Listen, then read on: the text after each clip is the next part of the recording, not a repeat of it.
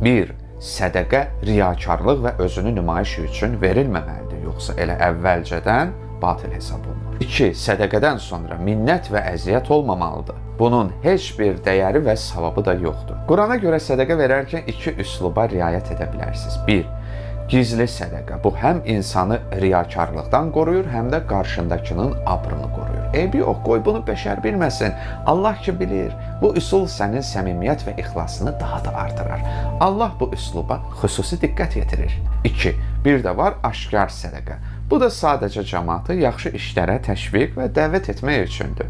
Sənin məqsədin yalnız insanları yaxşı işlərə cəlb etmək olmalıdır. Öz şəxsi mənfəətini güdmək yox. Sonda bir daha deyim ki, sədəqə təkcə mal və pul vermək deyil. Sədəqə ehtiyaclı insana fayda verəcək əhəmiyyətli bir şeyi onunla bölüşməkdir. Sədəqə müsbət auranı, enerjini bölüşməkdir. Kiməsə təbəssüm etmək zəruridir.